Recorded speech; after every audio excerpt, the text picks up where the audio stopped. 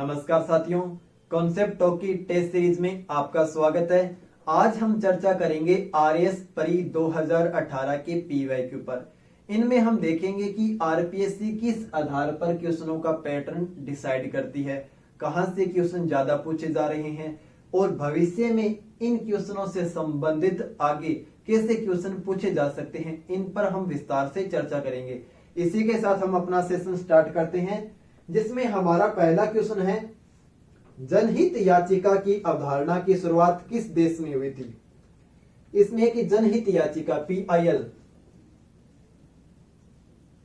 यानी जनहित याचिका की स्टार्ट किस देश में हुई थी। तो इसका सिंपल सा आंसर है कि ये यूएस से यानी अमेरिका से इसकी शुरुआत हुई थी। अगर हम देखें न्यायिक स्वतंत्रता से संबंधित यानी हमारे भारत में न्यायिक स्वतंत्रता हमने कहां से ली है, अमेरिका से ली है। मूल अधिकार हमने कहां से लिए हैं, अमेरिका से लिए हैं। अगर हम अमेरिका की बात करें तो प्रस्तावना यानी संविधान में सबसे पहले प्रस्तावना को किसने शामिल किया था। प्रस्तावना को संविधान में सबसे पहले अमेरिका ने शामिल किया है। अगर हम बात करें मूल अधिकारों को स्टार्टिंग में लिखित रूप किसने दिया था, संविधान में स्टार्टिंग में लिखित रूप यूएसए ने दिया था। अगर मौलिक अधिकारों से संबंधित हमें बात करनी है, लोगों की स्वतंत्रता से संबंधित हमें बात करनी है, तो यहाँ पर बिना सोचे हम कह सकते हैं कि ये काम अमेरिका ने किया है। जैसे जनहित याचिका। अब जनहित याचिका क्या होती है, इसमें ये होता है कि अगर किसी व्यक्ति जो उत्पीड़ित है, तो पहले ये सिस्टम होता था कि उत्पीड़ित व्यक्ति ही अपनी अपील न्यायालय में कर सकता है। लेकिन जनहित याचिका के बाद में ऐसा होता है कि उत्पीड़ित व्यक्ति, उत्पीड़ित समुदाय, कोई भी वर्ग है, इसकी शिकायत या फिर इसके समाधान के लिए, उनके न्याय के लिए न्यायालय में कोई भी अपील कर सकता है। ये होती है जनहित याचिका। तो जनहित याचिका की स्टार्टिंग कहां से हुई, यूएसए से हुई है। इसके बाद में नेक्स्ट क्वेश्चन हम देखते हैं, केंद्रीय स्तरीकता आयोग की स्थापना किसकी अनुशंसा पर की गई। केंद्रीय स्तरीकता आयोग की स्थापना स्थानम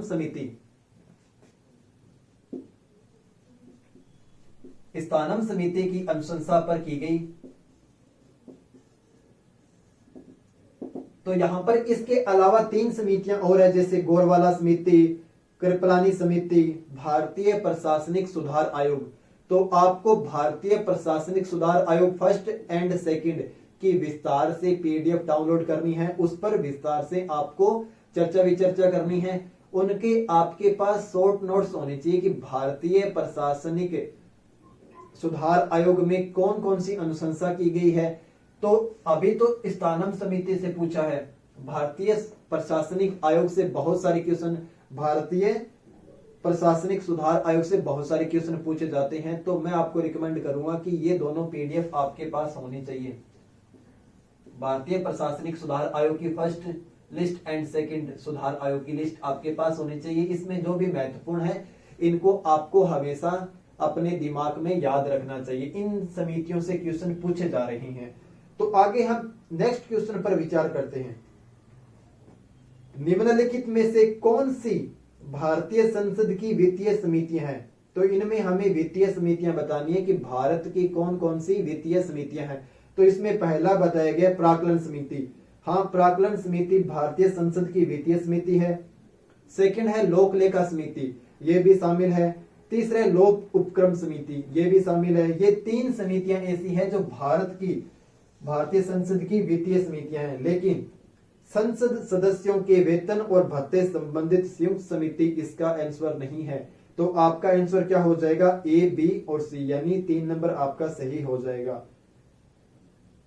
नेक्स्ट क्वेश्चन है कि लोकसभा के प्रक्रिया और कार्य संचालन नियम के अंतर्गत नियम नंबर 377 के अधीन लोकसभा के सदस्यों द्वारा एक दिन में अधिकतम कितने मामले उठाए जा सकते हैं। तो अगर हम नियम नंबर 377 की बात करें, जो लोकसभा से संबंधित है, इसमें यह कहा गया है कि अधिकतम कितने प्रश्न उठाए जा सकते हैं एक दिन में। तो इसका सही आंसर होगा 20। तब ये नियम नंबर 377 क्या है, इसे समझने की जरूरत है। जब हम अनुच्छेद 118 फर्स्ट देखते हैं, भारतीय संविधान का अनुच्छेद 118 फर्स्ट, जब भारत का संविधान लागू हुआ तो उसमें अनुच्छेद 118 फर्स्ट है जिसमें कहा गया है कि संसद के प्रत्येक सदन यानी लोकसभा और राज्यसभा को अपनी कार्रवाई के संचालन से संबंधित प्रक्रिया और नियम बनाने का अधिकार दिया गया है। यानी हमारे संविधान में नियमों को नहीं डिफाइन किया गया है। ये शक्ति किसको दे दी गई है? अनुच्छेद 118 के तहत लोकसभा और राज्यसभा को दे दी गई है कि वो अपने लिए नियम और प्रक्रिया का निर्धारण स्वयं निर्धारित कर सकती है। इसी आधार पर नियम नंबर 377 है और जिसमें कहा गया है कि 20 प्रश्न पूछे जा सकते हैं। ओके, नेक्स्ट क्वेश्चन पर विचार करते हैं, क्योंकि ये इसलिए बताया गया है कि क्योंकि आपसे पूछ सकता है कि नियम नंबर 377 का आधार क्या है, कहां से इनको ये शक्ति मिलती है कि उन्होंने नियम 377 इंट्रोड्यूस किया है। तो इसका सही आंसर होगा अनुच्छेद 118 फर्स्ट। आगे हम देखते हैं भारतीय संविधान के अनुच्छेद 87 के अंतर्गत भारत का राष्ट्रपति अभिभाषण देता है। इस क्वेश्चन को बहुत ही डीपली समझने की जरूरत है। अनुच्छेद 87 क्या कहता है कि जब लोकसभा की पहली बैठक होगी, यानी आज लोकसभा के चुनाव हुए हैं, लोकसभा के चुनाव के बाद जब पहली बैठक होती है, या फिर जब हम बात करते हैं सत्र की पहली बैठक में, तो यहां पर क्या राष्ट्रपति महोदय के द्वारा एक साथ समवेत सदन के दोनों सदनों में अभिभाषण दिया जाता है। यानी आप डी ऑप्शन पर ध्यान दीजिए, एक साथ समवेत सदन,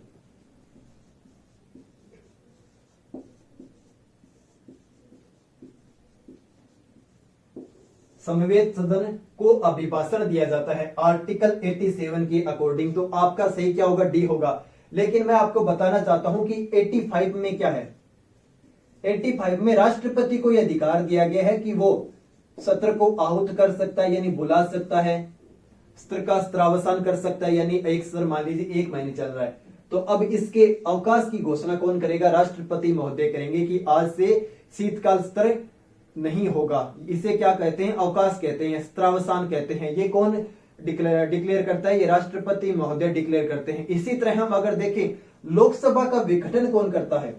लोकसभा का विघटन राष्ट्रपति महोदय के द्वारा किया जाता है आर्टिकल 85 के अकॉर्डिंग। तो 85 में क्या? राष्ट्रपति सत्र को आहूत करेगा, सत्र का सत्रावसान करेगा और लोकसभा का विघटन करेगा। यहां पर मैंने एक शब्द बोला है लोकसभा का विघटन, कभी भी राज्यसभा का विघटन नहीं होता। आपको याद रखना है, कभी कभी ये पूछ सकता है कि लोकसभा और राज्यसभा का विघटन 85 के अकॉर्डिंग राष्ट्रपति महोदय के द्वारा किया जाता है। तो जनरली हमारा ध्यान लोकसभा पे जाएगा कि हाँ लोकसभा का विघटन किया जाता है, राज्यसभा उसके साथ आपका टिक हो जाएगा, तो आपका क्वेश्चन गलत हो जाएगा। आपको हमेशा रिकॉल करना है कि राज्यसभा क्या स्थायी सदन है।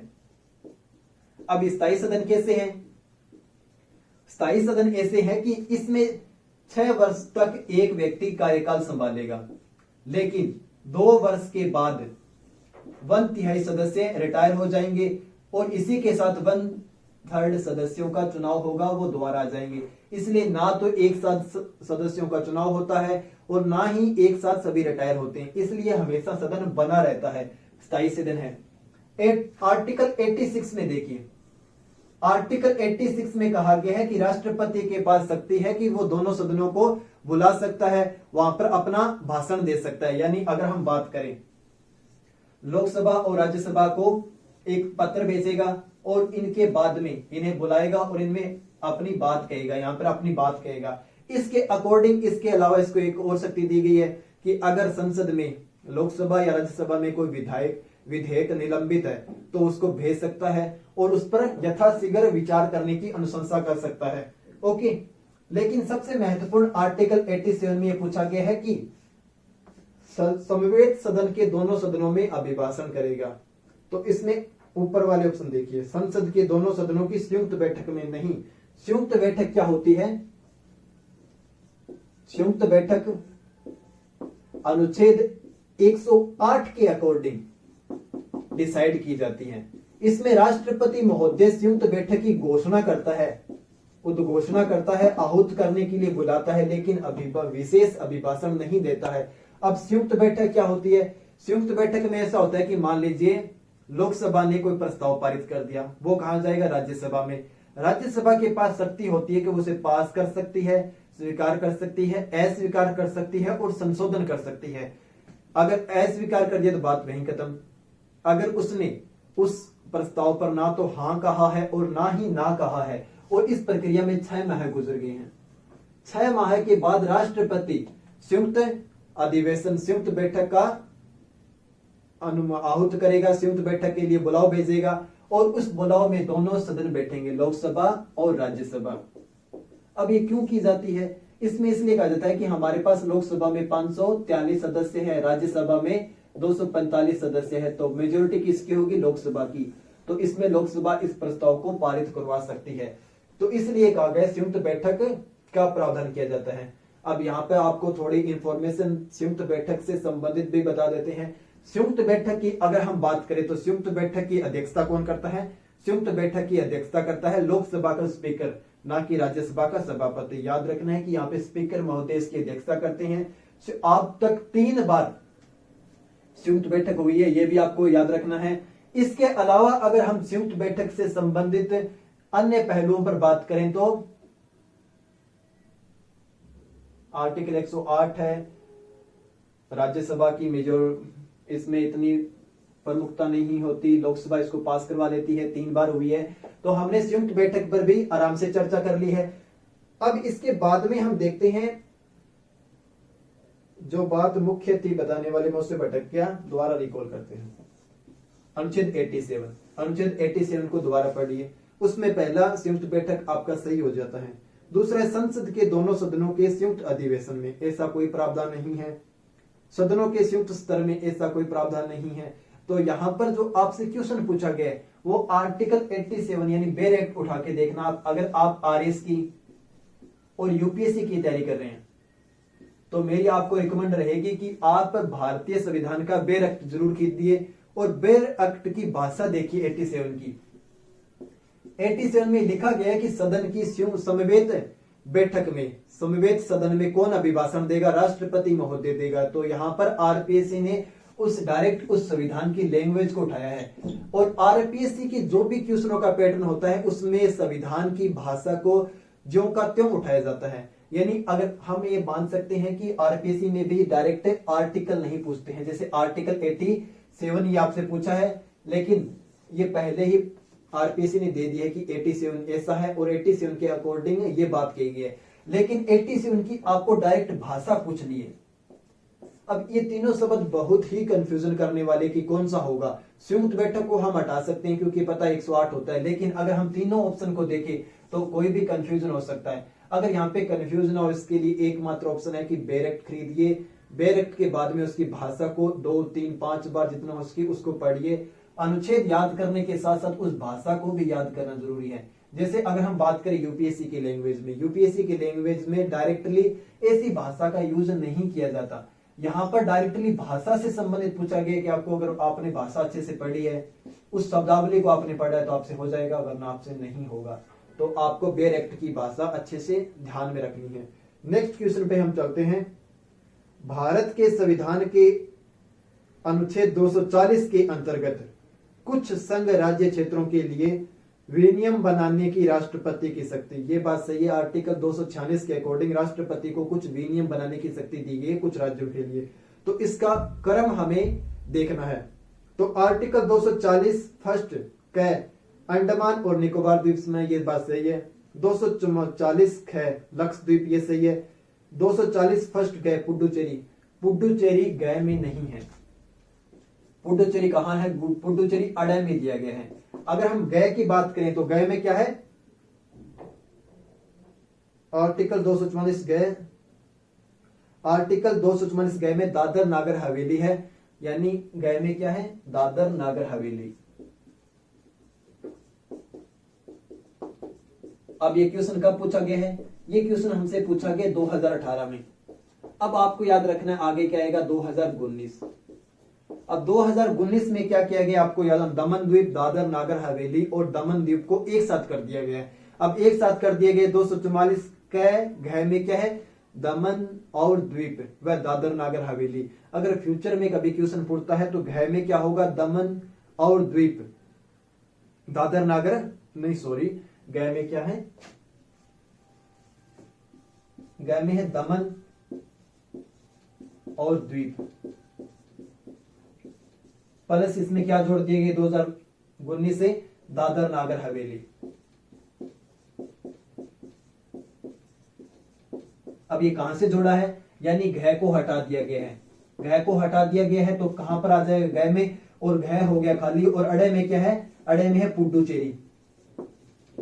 तो आपको क्रम याद रखना है, पुडुचेरी अपनी जगह है पर, लेकिन गय में क्या कर दिया गया, दमन और द्वीप के साथ दादर नागर हवेली को 2019 में मिला दिया गया है। ओके, चलो अब नेक्स्ट क्वेश्चन पर विचार करते हैं। निम्नलिखित में से कौन स्वर्ण सिंह समिति 1976 के सदस्य रहे हैं। आपको पहले तो यह होना चाहिए कि स्वर्ण सिंह समिति क्या है। स्वर्ण सिंह समिति में क्या किया गया था, स्वर्ण सिंह समिति में अनुशंसा के लिए, संविधान में संशोधन से संबंधित पूरी अनुशंसा के लिए इसका गठन किया गया है 1976 के अकॉर्डिंग। ओके, अब अगर हम स्वर्ण सिंह समिति को देखें तो हमें अपने पहले याद होना चाहिए मूल कर्तव्य। मूल कर्तव्य किसकी अनुशंसा पर, मूल कर्तव्य स्वर्ण सिंह समिति की अनुशंसा पर 51A जोड़ा गया और भाग 4A जोड़ा गया, जिसमें 10 मूल कर्तव्य इंट्रोड्यूस किए गए हैं। प्रेजेंट में कितने हैं, 11।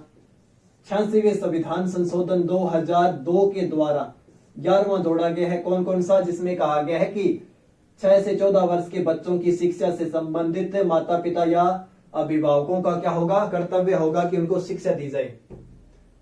बताने का मोटिव ये है कि संविधान स्वर्ण सिंह समिति से ये पूछ सकता था कि मूल कर्तव्य जोड़े गए ये वो, पर इन्होंने क्या पूछा है, सदस्य पूछे हैं, यानी इनमें 10 सदस्य थे। एक सरदार स्वर्ण सिंह समिति में एक स्वर्ण सिंह थे और 10 अन्य सदस्य थे, टोटल 11 सदस्य थे। अब सदस्यों का नाम पूछा गया है तो ये क्वेश्चन बहुत ही टिपिकल है। तो ये क्वेश्चन ऐसा होता है कि आरएस में मेरिट बहुत ही कम रहती है, तो ऐसे क्वेश्चन अगर हम चाहेंगे कि इसको सही कर दें तो ये क्या होगा, नेगेटिव चला जाएगा, क्योंकि यहाँ पे तुक्का नहीं लगता है। तुक्का भी ऐसी जगह मारा जाता है जहां पे अपन को पता हो कि 4 ऑप्शन है, 4 में से 2 तो अपन को पता नहीं होंगे, 2 में अपन को एक चूज करना है, तो वहां पर हम 50-50 का चांस ले सकते हैं। लेकिन यहाँ पे तो कोई चांस का सवाल ही नहीं था, क्योंकि इतना डीपली जाके पढ़ोगे तो ओनली भारतीय संविधान राज्य व्यवस्था ही पढ़ पाओगे, अन्य सब्जेक्ट नहीं पढ़ पाओगे। तो कुछ क्वेश्चन ऐसे होते हैं जिनको छोड़ना भी होता है, ये उसी टाइप का क्वेश्चन हम मान सकते हैं। तो इसमें कि A.R. अंतुले इसके सदस्य है, S.S. रे इसके सदस्य है, हरदेव जोशी इसके सदस्य नहीं है, ये 3 बार सीएम रह चुके हैं, तो इनके पास वैसे भी टाइम नहीं था सदस्य बनने का। चौथा है C.M. स्टीफन, ये भी थे, तो आपका A, D और D से ही हो जाएगा 3 नंबर। फिर आपको बता रहा हूं कि इतना डीपली यही क्वेश्चन पूछा गया है आरएस की मेरिट को नीचे गिराने के लिए। सभी क्वेश्चन आसान नहीं होते, कुछ क्वेश्चन छोड़ने के लिए भी होते हैं, वो अपन को डिसाइड करते हैं कि अपन को कैसे पेपर को हैंडल करना चाहिए। अगर सभी क्वेश्चनों को लेके चलोगे, अगर 100% अगर सोच के चलोगे तो नहीं हो पाएगा। अपना टारगेट एक निश्चित होता है कि अपन को उतने क्वेश्चन हमारे सही होने चाहिए, मेरिट इतनी ही रहेगी। ये एक पेपर का पैटर्न होता है, एग्जामिनर हर चीज को सोचकर ही डिजाइन करता है। उनका मकसद ये नहीं होता कि आपको फंसाना है, नहीं, उनका ये होता है कि मेरिट अपन को इतनी रखनी है। इस क्वेश्चन में अगर किसी ने खिलवाड़ की तो वो मेरिट और नीचे गिरेगी, क्योंकि नेगेटिव मार्किंग होगी और वो क्वेश्चन गलत हो जाएगा, बाकी इसका इफेक्ट औरों पे पड़ेगा। तो कुछ क्वेश्चन को छोड़ भी देना चाहिए, मेरा सजेशन आपको यही रहेगा। आगे है मूल अधिकार से संबंधित निम्नलिखित निर्णयों का सही कालक्रम चुनिए। अब हमें देखना है सही कालक्रम क्या है। पहले अपन को देखना है A.K. गोपालन केस। A.K. गोपालन केस 1950। अब A.K. गोपालन केस पर हमने क्या हुआ था, A.K. गोपालन में होता है A.K. गोपालन को अरेस्ट कर लिया गया था। अरेस्ट करने के बाद इन्होंने सुप्रीम कोर्ट में याचिका दायर की। उन्होंने कहा कि महोदय 21(1) जो हमें अनुच्छेद 21 जो हमें प्राण में दैहिक स्वतंत्रता की आजादी देता है, इसके अकॉर्डिंग मेरे प्राण को और मेरे शरीर को कैद कर लिया गया है। इस कैद करने से क्या हुआ है, मेरा अनुच्छेद 19(1)(d) जो हमें भारत के किसी भी क्षेत्र में अबाध संचरण का अधिकार देता है, कहीं पर भी घूमने का अधिकार देता है महोदय, वो मेरा बाधित हो रहा है। सुप्रीम कोर्ट ने इनकी याचिका को स्वीकार किया और निर्णय क्या दिया, सुप्रीम कोर्ट ने कहा कि जो भी ये किया गया है, यानी आपको निवारक नजरबंदी कानून, आप अनुच्छेद 22 देखना, उसमें कहा गया है कि आर्टिकल 1(2) जिसमें कहा गया किसी व्यक्ति को 22 फर्स्ट एंड 22 सेकेंड किसी भी व्यक्ति को गिरफ्तार करने से पहले कारण बताना होगा, उसके विधि व्यवसाय से उसे परामर्श करने का अधिकार होगा, 24 घंटे के भीतर मजिस्ट्रेट के सामने प्रस्तुत करना होगा। आगे कहा गया है कि ये दोनों जो स्कीमें हैं वो किसे नहीं मिलेगी, शत्रु देश के नागरिक को नहीं मिलेगी, प्लस जो भी निवारक नजरबंदी के अकॉर्डिंग गिरफ्तार है उसे नहीं मिलेगी। ओके, तो कोर्ट ने कहा कि आपको निवारक नजरबंदी अधिनियम के अकॉर्डिंग आपको गिरफ्तार किया गया है, जो विधि द्वारा स्थापित प्रक्रिया है। कौन सी प्रक्रिया, विधि द्वारा स्थापित प्रक्रिया। विधि द्वारा स्थापित प्रक्रिया और विधि की उचित प्रक्रिया क्या है, इसका मैंने विस्तार से लेक्चर अपनी वीडियो में लिए, आप इसे जरूर देखना। इसमें क्या होता है कि आपको इस अकॉर्डिंग आपको गिरफ्तार किया गया है तो आपको आपकी गिरफ्तारी को अलाउ किया जाता है। यह था AK गोपालन केस। इसके बाद में हम देखते हैं सेकंड, इसके बाद में AK गोपालन गोरखनाथ पंजाब।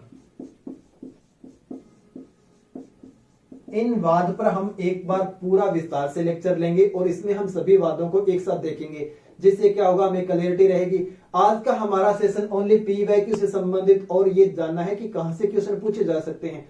तो वाद से डायरेक्ट क्वेश्चन पूछा गया, कब ये वाद हुआ, तो आपको फोकस रखना चाहिए कि जो भी सुप्रीम कोर्ट के महत्वपूर्ण वाद है उनको आप रिकॉल करो, उनका जजमेंट कब आया था, उनमें क्या कहा गया था, किस बैकग्राउंड के आधार पर ये जजमेंट आए, इन पर हम विस्तार से लेक्चर लेंगे। लेकिन आपको ध्यान होना चाहिए कि अपने एग्जाम में कहां कहां से क्वेश्चन पूछे जा रहे हैं। अगर हम बात करें सुप्रीम कोर्ट से, तो सुप्रीम कोर्ट से आई बार एक क्वेश्चन तो पूछा ही जा रहा है, चाहे जजमेंट से पूछो या फिर उनके वेतन भत्तों से पूछो या फिर उनको हटाने की प्रक्रिया से संबंधित पूछो, ये क्वेश्चन पूछे जा रहे हैं। जैसे में एक क्वेश्चन पूछा गया कि सुप्रीम कोर्ट के जो पदाधिकारी अधिकारी होते हैं, जो न्यायाधीश होते हैं, उनकी आयु का निर्धारण कैसे होता है, उनकी सीनियरिटी का निर्धारण कैसे होता है, कौन से संविधान संशोधन से ऐसा किया गया है।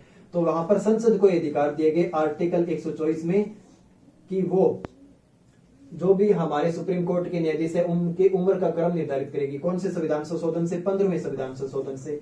तो ये पूछा गया। तो मैं आपको बताना चाहता हूं कि सुप्रीम कोर्ट से एक क्वेश्चन पूछा जाता है। अब जजमेंट से क्वेश्चन पूछ लिए गए। गोलकनाथ वाद 1967 में, केशवानंदा भारती केस, केशवानंदा भारती केस दो लैंडमार्क जजमेंट है जिसमें बेसिक स्ट्रक्चर का प्रावधान किया गया था 1973। मिनरवा मिल्स और उसके बाद मिनरवा मिल्स 1980। तो आपका क्रम क्या हो जाएगा, पहले 50 है, फिर 67 है, 73 है, 80 है।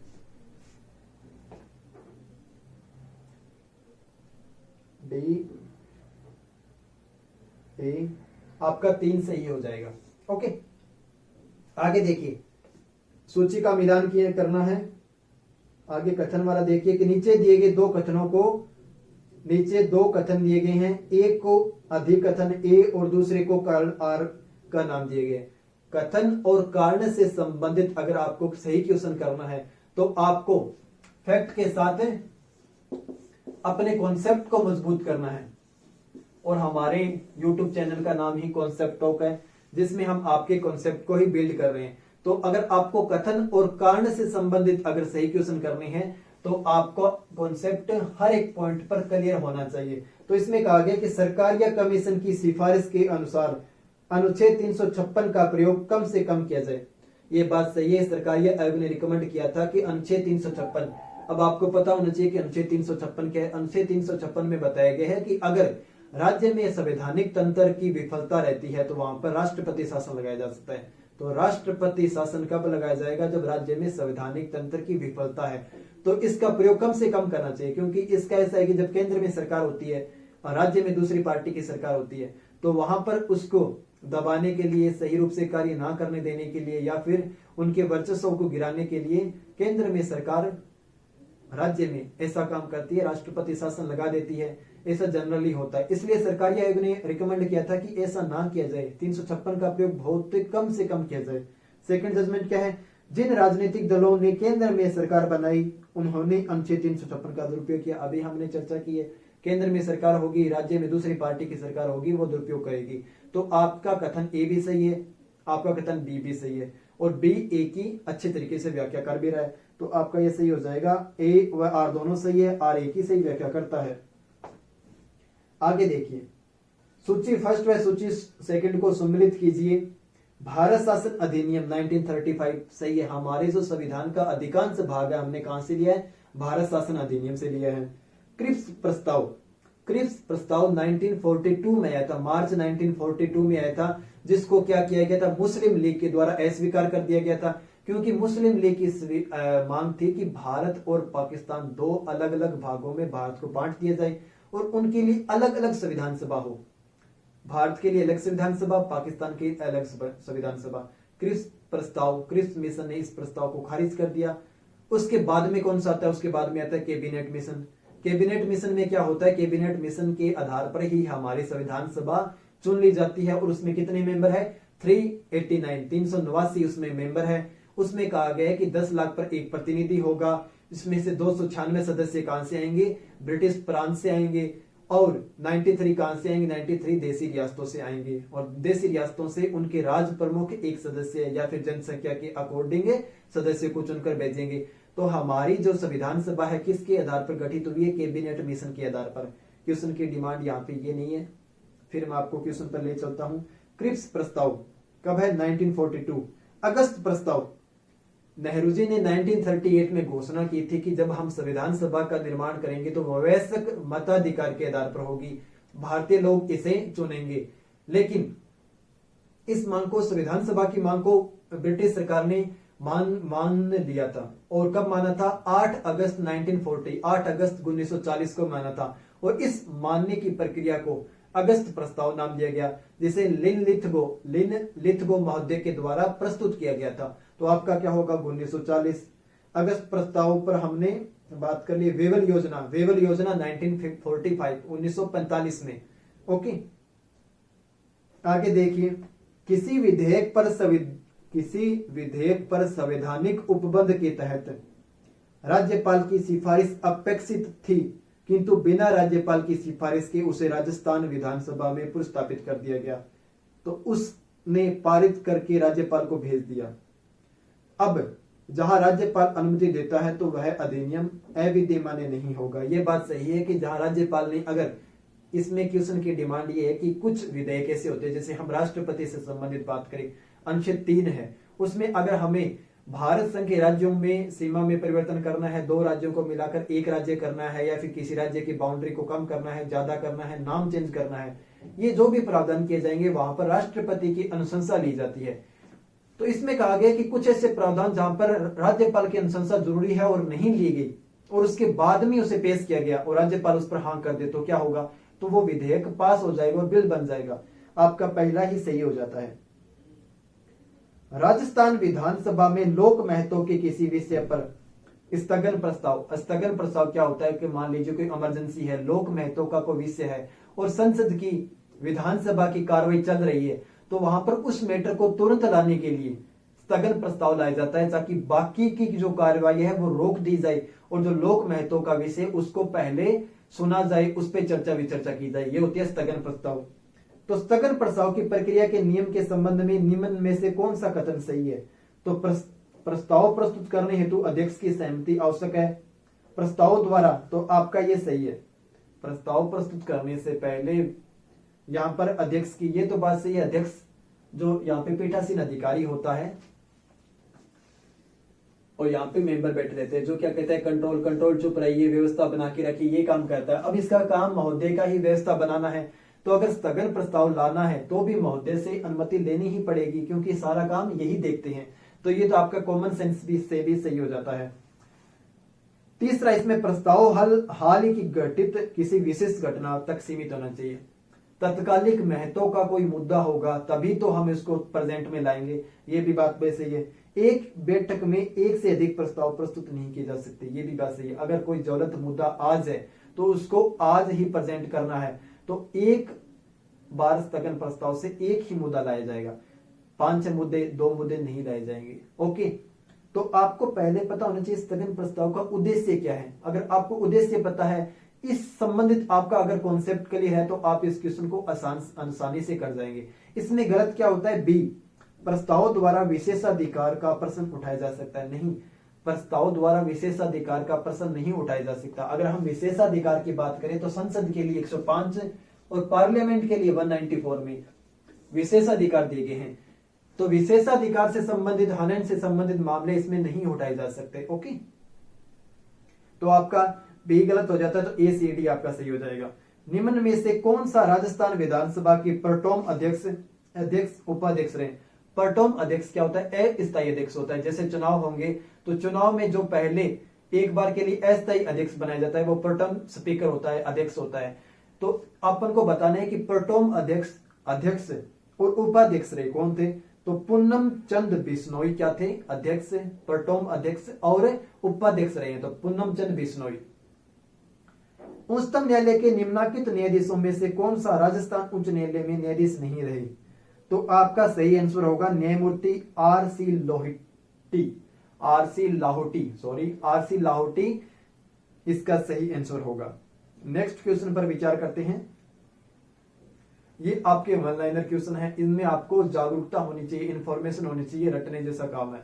अगर कॉन्सेप्ट से संबंधित क्वेश्चन आएगा तो वो आपका श्योर है गलत नहीं होगा, लेकिन अगर जो इन्फॉर्मेशन बेस्ड क्वेश्चन है उनमें ऐसा होता है कि अपन को अगर आता है तो आता है, नहीं आता तो नहीं आता, उसमें तुक्के मारने जैसे कोई ऑप्शन नहीं होता। तो वहां पे आपको कोशिश ये करनी चाहिए कि उस क्वेश्चन को अवॉइड करना चाहिए, वहां पे तुक्का नहीं मारना चाहिए, क्योंकि वो आपके ओवरऑल स्कोर को नीचे गिरा देगा।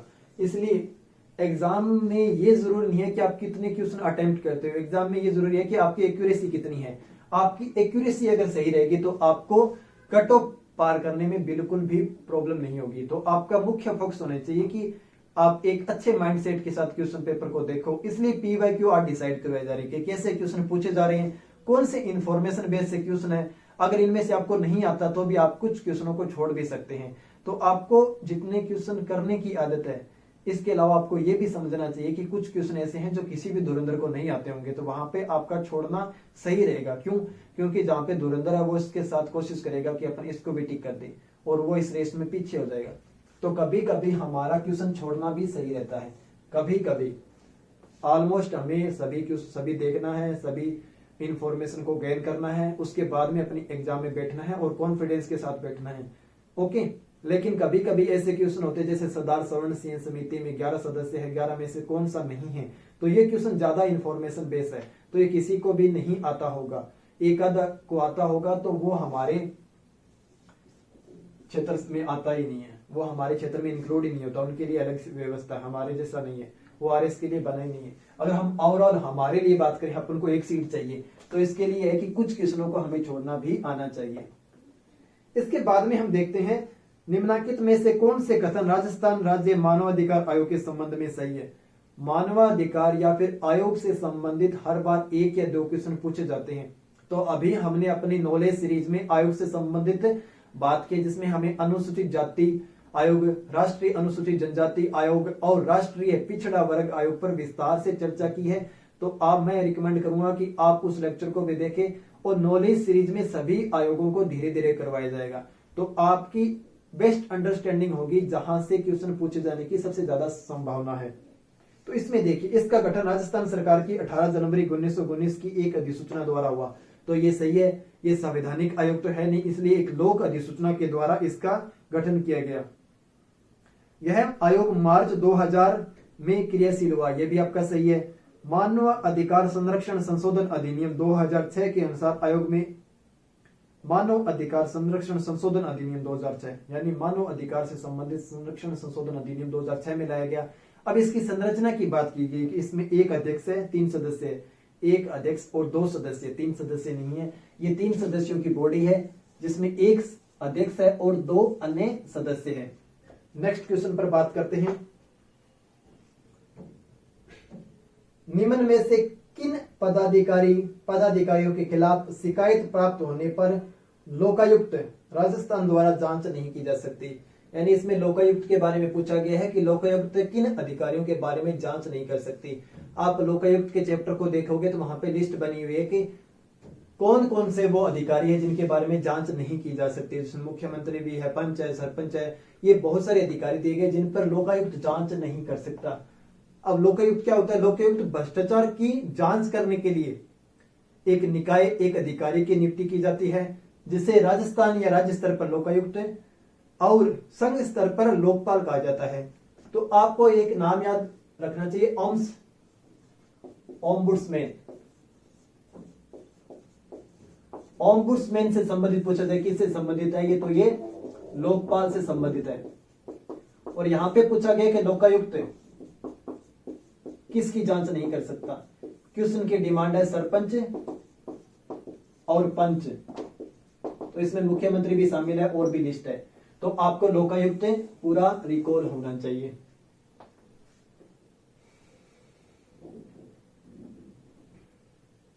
आगे हम देखते हैं, निम्नलिखित में से कौन सा अधिनियम नियम राजस्थान में ग्राम सभा की संयुक्त बैठक का प्रावधान करता है। यानी राजस्थान में संयुक्त बैठक का प्रावधान करता है। तो पंचायत से संबंधित आपका एक या दो क्वेश्चन हमेशा पूछा जाता है। तो पंचायत में पूछ सकता है कि वित्त आयोग का गठन, यानी हम बात करें पंचायत की, तो पंचायत जिसे 73वें संविधान संशोधन से 1992 में 73वां संविधान संशोधन हुआ था, जिसे 24 अप्रैल 1993 को लागू किया गया। इसलिए 24 अप्रैल को हम पंचायत दिवस बनाते हैं, जिसमें भाग 9 और अनुसूची 11 जोड़ी गई। अब अनुसूची 11 में क्या है? 29 विषय है और किसके अकॉर्डिंग? आर्टिकल अनुच्छेद 243 जी के अकॉर्डिंग। इसमें कितने विषय दिए गए? 29 विषय गए। अनुसूची कौन सी? अनुसूची 11 है। भाग कौन सा है? 9 है। आर्टिकल कौन सा है? 243 ओ तक इसमें बात की गई है। आर्टिकल 243 ओ तक इसमें पंचायतों से संबंधित बात की है। दोस्तों 243 आई में क्या किया गया? इनके लिए एक वित्त आयोग होगा। आर्टिकल 243 में डी में क्या गया? आरक्षण की बात की गई है। ये जो सभी पंचायतों से संबंधित महत्वपूर्ण अनुच्छेद है, ये आपके रिकॉल होना चाहिए, याद होना चाहिए। इसके अलावा अगर हम देखें 74वां संविधान संशोधन 1992 में क्या हुआ था? नगर पालिका के गठन की बात की गई है, जो 243 आगे ओ से पी से स्टार्ट होते हैं। आपको इन सभी पर बारीकी से ध्यान रखना चाहिए। ओके, आगे हम नेक्स्ट क्वेश्चन पर, सॉरी, इसका आंसर डिसाइड कर लेते हैं। तो इसका आंसर होगा राजस्थान पंचायती राज उपबंधों का अनुसूचित क्षेत्रों में लागू होने के संबंध में उपांतरण नियम 2011। तो आपका डी सही होगा। आगे देखिए, सूचियों को मिलान करना है। मौलिक अधिकार कहां से लिए गए हैं? मौलिक अधिकार हमने स्टार्टिंग में ही चर्चा की थी, यूएसए से लिए गए हैं। ब्रिटिश संविधान से हमने क्या लिया? संसदीय व्यवस्था ली है। ब्रिटिश संविधान से हमने कौन सी व्यवस्था ली है? संसदीय व्यवस्था ली है। क्यों ली है? क्योंकि हमें हमारे जो राष्ट्रीय स्वतंत्रता संग्राम के जो नेता थे, उनको संसदीय परंपरा जो ब्रिटेन में है उनका अच्छा खासा ज्ञान था, उनको भारत के लिए संसदीय व्यवस्था उचित लगी, इसलिए हमने कौन सी व्यवस्था को अपनाया? संसदीय व्यवस्था को अपनाया है। राज्य के नीति निर्देशक तत्व आयरलैंड से लिए गए हैं और राज्य के नीति निर्देशक तत्व भाग 4 में दिए गए हैं, आर्टिकल 36 से लेकर 51 तक। और हमने अभी पंचायतों से संबंधित बात की, तो पंचायतों का गठन हमारे नीति निर्देशक तत्व, जिसमें आर्टिकल 40 हमें कहते हैं कि राज्य ग्राम पंचायतों का गठन करेगा और राज्य इन स्थानीय निकायों के स्वशासन को बढ़ावा देने का प्रयास करेगा। तो यह आर्टिकल 40 में पंचायतों से संबंधित बात की गई है। आगे है कनाडा का संविधान। कनाडा के संविधान से हमने संघ राज्य संबंध लिया है। हम बात करें अगर हमारे स्ट्रक्चर की, संघ राज्य संबंध की, तो हमने क्या लिया है? India that is Bharat shall be a union of state. Article first clause first की लैंग्वेज देखना, जिसमें कहा गया India that is Bharat shall be a union of state. यहाँ पे हमने फेडरेशन शब्द का यूज नहीं किया जो अमेरिका में किया जाता है, हमने यूनियन शब्द का यूज किया है। यूनियन शब्द से ही दो बातें स्पष्ट हो जाती है। एक बात है कि यूनियन, जिसमें कहा गया है कि जो संघ है वो राज्यों के समझौते का परिणाम नहीं है। यहाँ पर संघ ने राज्यों का निर्माण किया है, ना कि राज्यों ने संघ का निर्माण किया है। दूसरा, यहाँ पर हमेशा केंद्र शक्तिशाली रहेगा राज्यों की अपेक्षा। हमने भी फेडरेशन को अपनाया है, संघ और राज्य के बीच में शक्तियों का वितरण किया है, शक्ति पृथक्करण किया है। आर्टिकल 246 246 में देखना और 7वीं अनुसूची देखना, जिसमें कहा गया संघ सूची, राज्य सूची और समवर्ती सूची। हमने सारों में विषय विभाजित किए कि कौन कहां पर विधि बना सकता है। तो ये हमारे यहाँ फेडरेशन सिस्टम है। लेकिन अगर हम इन विषयों में देखेंगे तो प्रभाव किसका रहेगा? हमेशा प्रभाव रहेगा केंद्र का। तो हमने केंद्र राज्य संबंध कहां से लिए? कनाडा से लिए हैं। आयरिश के संविधान से हमने क्या लिए? राज्य की नीति निर्देश तत्व लिए। संघ राज्य संबंध हमने कनाडा से लिए। यूएसए बिल हमने देख लिया अमेरिका से। आगे नेक्स्ट क्वेश्चन पर हम विचार करते हैं। ये सबसे महत्वपूर्ण क्वेश्चन है। अगर हम बात करें अगर इंफॉर्मेशन बेस्ड क्वेश्चन की, तो इसमें सभी इंफॉर्मेशन ही दी गई है। तो आपको इंफॉर्मेशन कैसे रिकॉल करनी है, आपको कहां कहां पर कौन से अमेंडमेंट हुए, ये जानकारी रखनी है। आपको ये जानकारी रखनी है क्योंकि एग्जाम में डायरेक्ट इन से क्वेश्चन पूछा जाता है। जैसे हम पहले क्वेश्चन की बात करते हैं, अनुच्छेद 19 गए के अकॉर्डिंग अंतर्गत सहकारी समितियों बनाने का अधिकार है। तो वो कौन से अमेंडमेंट थे? 97 अमेंडमेंट 2012 में, यानी 97वें संविधान संशोधन से सहकारी समिति बनाने की बात की गई थी। हम देखते हैं अनुच्छेद 19(1)(a), जिसमें हमें वाक एवं अभिव्यक्ति की स्वतंत्रता दी गई। बी में हमें दी गई संगम बनाने की, इन सम्मेलन करने की। बी में क्या? सम्मेलन करने की। सी में क्या है? संघ, संगम और सहकारी समिति बनाने का अधिकार दिया गया। तो सहकारी समिति को कब इंट्रोड्यूस किया गया? 97 यानी 97वें संविधान संशोधन से। डायरेक्ट क्वेश्चन पूछा गया है। 13, अगर हम बात करें 19 की, सबसे महत्वपूर्ण अगर अनुच्छेदों में से एक की बात करें तो 19 है। तो इससे क्वेश्चन पूछना लाजमी था। और पूछा क्या है? सहकारी समिति कब इंट्रोड्यूस की गई? 97 अमेंडमेंट से। ओके, इसके बाद में हम देखते हैं 19(1)(d) पे हमने चर्चा की थी कि भारत के क्षेत्र में आबाद संचरण की आजादी होगी। आगे ई में देखते हैं कि कहीं पर भी निवास कर सकते हैं।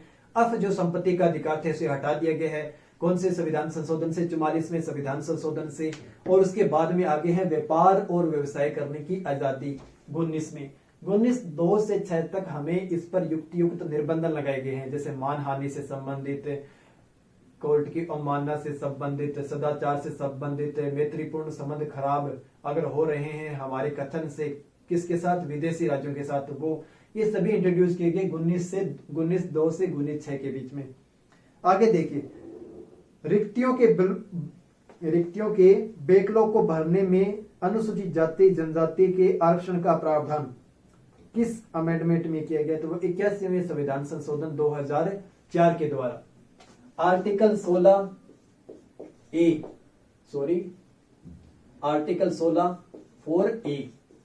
Article 16(4)(b). अब बी में कहा गया है कि बैकलॉग की रिक्तियां कैसे भरी जाएगी। एक में कहा गया कि अगर SC/ST के जो वरिष्ठ पद है वहां पर अगर प्रतिनिधित्व नहीं है तो वहां पे SC/ST के लिए आरक्षण की व्यवस्था की जाएगी। बी में बैकलॉग संबंधी सीट है, ओके, जो 81वें अमेंडमेंट से की गई है। तो यहां से डायरेक्ट क्वेश्चन मूल अधिकार से डायरेक्ट ना पूछकर ऐसे क्वेश्चन पूछे गए, यानी 16(4) उसके सब क्लोज बी से क्वेश्चन पूछा गया। तो आरएस का लेवल देखिए। आरएस आपको अगर ऐसा लगता है कि ये क्वेश्चन तो हमसे नहीं होगा, एग्जामिनर यहां पर पहुंच नहीं सकता, तो मैं मान के चलूंगा कि आपको वो क्वेश्चन हमेशा याद रखनी। संविधान से संबंधित मैं आपको पहले बताता हूं, आपको पहले बताया बेयर एक्ट खरीदिए, बेयर एक्ट को देखिए। अगर आपको लगता है कि ये क्वेश्चन बहुत ही डीपली है, इस पे ध्यान शायद एग्जामिनर का नहीं जाएगा, तो ऐसे मैं मान के चलता हूं बेयर एक्ट में कम से कम 25 प्रावधान ऐसे हैं जिन पे एग्जामिनर का ध्यान नहीं जाएगा। आपको लगता होगा ये, आपको कुछ नहीं करना, उन 25 क्वेश्चनों की सूची बनानी है। आए साल उसमें से कम 1 या 2 क्वेश्चन जरूर पूछे जाते हैं। उन क्वेश्चनों पर जहां पर आपको लगता है कि ये नहीं पूछा जाएगा, आपकी जो गट फीलिंग है यहां पर एग्जामिनर खारिज कर देता है, तो आपको 25 इन क्वेश्चनों की लिस्ट बनानी है जो मैं आपको प्रोवाइड करा दूंगा। आप एक दिन अपन पूरा सेशन इन्हीं पर लेंगे, ओके। और आपको हमेशा इसको रिकॉल करना है कि ये क्वेश्चन जो एग्जामिनर नहीं पूछ सकता, आपको लगता है, पर वो एग्जामिनर यहीं से क्वेश्चन पूछता है आरएस में। तो आपको इनको याद रखना है। आगे हम देखते हैं राष्ट्रीय न्यायिक नियुक्ति आयोग, राष्ट्रीय न्यायिक नियुक्ति आयोग चर्चा में रहा था 99वें अमेंडमेंट से, जिसे NJAC कहा जाता है, राष्ट्रीय न्यायिक नियुक्ति आयोग इसे कहा जाता है, क्योंकि आर्टिकल 124 में ही कहा गया है कि न्यायाधीशों की नियुक्ति से संबंधित हम एक संसद आयोग का गठन कर सकते हैं। इस आधार पर आयोग का गठन किया गया मोदी सरकार के द्वारा खुश होकर, लेकिन सुप्रीम कोर्ट ने इसे कहा कि ये मूल अधिकार के ढांचे के खिलाफ है। कैसे? क्योंकि यह न्यायालय की स्वतंत्रता को बाधित करता है और इसे खारिज कर दिया गया है, निरस्त कर दिया गया। किसके द्वारा? सुप्रीम कोर्ट के द्वारा। आगे देखिए, राष्ट्रीय न्यायिक नियुक्ति हमने देख लिया है। मंत्रिपरिषद के आकार के परिसमन की बात करें तो वो 91वां अमेंडमेंट है। इस पे मैंने बहुत विस्तार से चर्चा की है। जब हम अनुच्छेद 75 देखते हैं, 75 फर्स्ट ए देखते हैं, तो वहां पे क्या मंत्रिपरिषद का आकार है? कौन से अमेंडमेंट से? 91वें अमेंडमेंट से मंत्रिपरिषद का आकार दिया गया है। और आकार कितना होगा? यूपीएससी में पूछा गया प्रश्न कि आकार कितना होगा, तो आकार कितना? सिंपल सा क्वेश्चन है। एक तो आपसे अमेंडमेंट पूछता कौन सा? 51वां, शायद आपको याद ना रहे, लेकिन इसमें आकार आपको याद रह सकता है, क्योंकि आकार क्या है? लोकसभा के कुल सदस्य का 15% विद पीएम। ओके, अब लोकसभा में कितने हैं? 543, इसका 15% यानी अमूमन 82 मंत्री होंगे।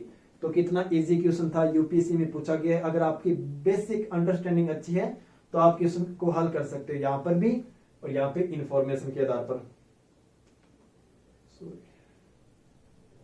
नेक्स्ट क्वेश्चन पर चलते हैं।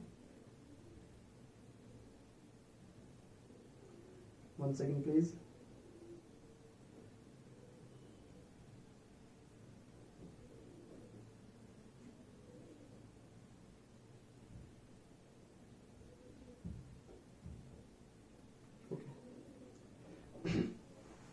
नेक्स्ट क्वेश्चन है, भारत की संघात्मक संरचना का मुख्य उद्देश्य इसकी बहुआयामी विविधता में एक राष्ट्र का निर्माण करना और राष्ट्रीय एकता को संरक्षित करना है।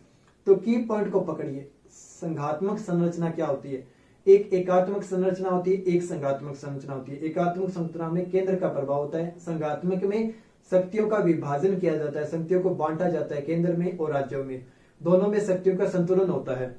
और भारत जैसे विविधता वाले देश में ऐसा करना जरूरी है, क्योंकि अगर हम बात करें दिल्ली की और गोवा की, अगर गोवा की बात करें, दिल्ली और गोवा की, अगर हम बात करें असम की, अरुणाचल प्रदेश की, मिजोरम की, नागालैंड की, तो यहाँ पर दिल्ली में बैठा बैठा केंद्र इनकी समस्या को नहीं सुन सकता। इसलिए हमने संघात्मक व्यवस्था को अपनाया कि यहाँ के लिए अलग सरकार होगी, यहाँ के लिए सभी के लिए एक सरकार होगी, लेकिन अपने अपने राज्य में शासन प्रशासन को देखने के लिए हम अलग व्यवस्था करेंगे। तो यहाँ पर राज्य की सरकार है, यहाँ पे केंद्र की सरकार है। क्यों किए गए? क्योंकि भारत में विविधता अधिक है, जाति के आधार पर, भाषा के आधार पर, बोली के आधार पर, धर्म के आधार पर, क्षेत्र के आधार पर बहुत सारी विविधता है। अगर विविधता को प्रमोट करना है, ये हमारी विविधता में ही एकता है। यानी अगर हमारी विविधता हमारी कमजोरी नहीं है, हमारी विविधता हमारी खूबसूरती है, और इस खूबसूरती के संरक्षण के लिए हमें क्या करना पड़ेगा? इनके संरक्षण के लिए यहाँ गवर्नमेंट करनी पड़ेगी, पूरे भारत के संरक्षण के लिए केंद्र में गवर्नमेंट करनी पड़ेगी, इनको अपने क्षेत्र के लिए शक्ति देंगे, संघ सभी की शक्ति को कंट्रोल करेगी जहां तक अनिवार्य है। ये व्यवस्था की गई। क्वेश्चन की डिमांड को समझिए, एक राष्ट्र का निर्माण करना और राष्ट्रीय एकता को संरक्षित करना था। ये बात सही है कि संघात्मक ढांचा ही विविधता को संरक्षण कर सकता है। सेकंड क्या है? आर, विविधता के समंजन में एक सशक्त न कि कमजोर भारतीय राष्ट्रीय का निर्माण। अभी बात की है कि अगर इन सभी विविधता को अगर संरक्षण करना है तो एक सशक्त केंद्र की जरूरत है। क्यों है? यहाँ पे असम के लोगों के साथ अगर वॉयलेशन हो रहा है, दक्षिण भारत के लोगों के साथ अगर वॉयलेशन हो रहा है, या फिर इनके बीच में टकराव हो रहा है, या फिर दो भौगोलिक क्षेत्र जो पास पास में इनमें टकराव हो रहा है, तो आपस में कभी भी विवाद का हल नहीं कर सकते। इसके लिए हमें एक मजबूत बॉडी चाहिए। वो क्या होगी? केंद्र होगी। अगर हमें अपने अधिकारों का, अगर हम बात करें किसी भी व्यक्ति के अधिकारों की, अगर व्यक्ति के अधिकार, एक व्यक्ति को अधिकार है, दूसरे व्यक्ति को अधिकार है, तो ये पैरेलल है। अगर एक व्यक्ति दूसरे के अधिकारों का हनन करेगा तो एक सुप्रीम बॉडी होनी चाहिए जो न्याय कर सके और कंट्रोल कर सके। इसलिए हमारे यहाँ पुलिस व्यवस्था है, फिर न्यायालय है, सुप्रीम कोर्ट है, जो डिसाइड करता है कि किसको कितने अधिकार दिए जाएंगे, क्या कोई अधिकार दूसरे अधिकार का वायलेशन तो नहीं कर रहा। तो एक मजबूत बॉडी ही इस अधिकार तंत्र को बचा के रख सकती है। यूपीएससी में क्वेश्चन पूछा गया है कि विधि अधिकारों के संरक्षण के लिए जरूरी है। यानी कथन से संबंधित अगर विधि होगी तो अधिकार होंगे। ये शायद यूपीएससी 2018 में क्वेश्चन पूछा गया था कि विधि होगी तो अधिकार होंगे। ये बात सही है। अगर लॉ नहीं होंगे तो आदिम समाज होगा। कोई भी किसी का हनन कर सकता है, कोई भी बाहुबली दूसरे कमजोर व्यक्ति की हत्या कर सकता है, उसके अधिकारों को हनन कर सकता है। इसलिए एक सशक्त केंद्र ही सभी के कल्याण की और विविधता को संरक्षण रखने का कार्य करेगा। तो आपके दोनों कथन सही हो जाते हैं। आपकी यहाँ पे अंडरस्टैंडिंग अच्छी होगी तो क्वेश्चन भी हल हो जाएगा। महत्वपूर्ण है आपका दिमाग खुला हो, अंडरस्टैंडिंग अच्छी हो, तभी आप ऐसे जजमेंट को कथन कांड के क्वेश्चनों को कर पाओगे, वरना नहीं हो पाएंगे। आगे देखिए, आगे है अपन को वाद देखना है। फिर वाद से क्वेश्चन और पूछा गया है कि एके गोपालन बना मद्रास राज्य। आप इस पे विस्तार से चर्चा कर चुके हैं। ये किससे संबंधित है? निवारक निरोध की प्रक्रिया से संबंधित है। शिक्षण आगे है रमेश थापर बनाम मद्रास राज्य। रमेश थापर बनाम मद्रास राज्य, ये स्वतंत्र भाषण पर रोक है। यानी उनका अखबार था, स्वतंत्रता के भाषण को अखबार में इंक्लूड किया गया है। आगे है शंकरी प्रसाद बनाम भारत संघ। शंकरी प्रसाद बनाम भारत संघ संविधान संशोधन की संसद की शक्ति से संबंधित है। आगे है चंपकम दुरायराजनवाद। ये तो सभी को पता होता है कि शिक्षण संस्थाओं में प्रवेश की बात है। चंपकम दुरायराजनवाद मद्रास में, जहां पर क्या शिक्षण संस्थाएं यानी जो भी इंजीनियरिंग की कॉलेज है, जो भी मेडिकल कॉलेज है, वहां की सरकार के द्वारा, मद्रास गवर्नमेंट के द्वारा आरक्षण दिया गया, जो लगभग 70% के समथिंग था। चैलेंज किया गया कोर्ट में, किस आधार पर? क्योंकि कहा गया कि आर्टिकल 16, आर्टिकल 15 देखना जहाँ पे जाति, धर्म, लिंग, जन्म स्थान के आधार पर भेदभाव नहीं किया जाएगा। तो यहाँ पे जाति के आधार पर भेदभाव किया गया, आरक्षण दिया गया। सुप्रीम कोर्ट ने इसे खारिज कर दिया कि जाति के आधार पर आरक्षण नहीं दिया जाएगा। उसके बाद में पहला संविधान संशोधन किया गया और आर्टिकल 15(4) जोड़ा गया कि जहां पे कहा गया है कि जो भी SC है, ST है या फिर सामाजिक शैक्षणिक रूप से कमजोर वर्ग है, उनके लिए विशेष प्रावधान किए जा सकते हैं। तो चंपकम दुरायराजनवाद के बाद पहला संविधान संशोधन होता है और आर्टिकल 15(4) जोड़ा जाता है। तो आपकी बेस्ट अंडरस्टैंडिंग इतनी होनी चाहिए कि आपको आर्टिकल भी याद होनी चाहिए कि कब कौन सा आर्टिकल किस अमेंडमेंट से, किस जजमेंट से आया है। तो 15(4) पहले संविधान संशोधन से। क्यों? क्योंकि चंपकम दुरायराजन ने जाति को आधार मानने से मना कर दिया था। आगे देखिए, सूची का मिलान करना है। राष्ट्रीय पिछड़ा वर्ग आयोग अधिनियम। राष्ट्रीय पिछड़ा वर्ग आयोग अधिनियम, इस पे हमने डिटेल से क्लास में चर्चा की है। राष्ट्रीय पिछड़ा वर्ग आयोग अधिनियम 1993 की बात है। बाल श्रम निषेध और विनियम अधिनियम 1986। विकलांग व्यक्ति समान अवसर अधिकार का संरक्षण 1995 1995। राष्ट्रीय अल्पसंख्यक आयोग अधिनियम 1990। आगे देखिए, भारत के संविधान के अनुच्छेद 368(2) के प्रावधान के तहत यदि कोई विधेयक भारत की संसद द्वारा पारित होने के बाद राजस्थान विधानसभा में आता है तो सुधार के लिए प्रस्ताव, यह है प्रस्ताव विधानसभा द्वारा पारित किया जा सकता है, सही है। प्रस्ताव विधानसभा द्वारा अस्वीकार किया जा सकता है, सही है। इस तरह के प्रस्ताव के लिए कोई संशोधन प्रस्तावित नहीं किया जा सकता, सही है। 368 संसद को अधिकार देता है कि वो संविधान में संशोधन कर सकती है। अब आगे हम देखते हैं 368(2), जिसमें कहा गया कि विशेष बहुमत, 3 सदस्यों का बहुमत। हम आधे राज्यों की बात करें, आधे राज्य के अनुसमर्थन से कौन कौन से विषय होंगे? आधे राज्य के अनुसमर्थन से राष्ट्र के जो भी संघीय ढांचे से संबंधित विषय, जैसे 7वीं अनुसूची, अगर हम बात करें राष्ट्रपति के चुनाव से संबंधित अनुच्छेद 368 से संबंधित, ये किसमें होंगे? संघीय ढांचे में शामिल होंगे। तो आपसे क्वेश्चन पूछा गया 368(2) आधे राज्यों का समर्थन। यहाँ पे आधे राज्यों को ओनली हाँ या ना कहने की जरूरत है, इसके अलावा वो इसमें कोई अमेंडमेंट नहीं कर सकते। नेक्स्ट क्वेश्चन है, राजस्थान के निम्नलिखित मुख्यमंत्री में से कौन सा लोकसभा के सदस्य नहीं रहे हैं? तो इसमें हरदेव जोशी नहीं रहे हैं, भैरव सिंह शेखावत नहीं रहे हैं, टिक्काराम पालीवाल रहे हैं और बरकतुल्ला खान नहीं रहे हैं। तो आपका A, B और D सही हो जाता है। आज का सेशन हम यहीं तक रखते हैं। हमने आज RS परी 2018 PY के ऊपर विस्तार से चर्चा कर ली है। हमने देखा है कि क्वेश्चन कैसे पूछे जा रहे हैं और कैसे क्वेश्चन पूछने की संभावना है।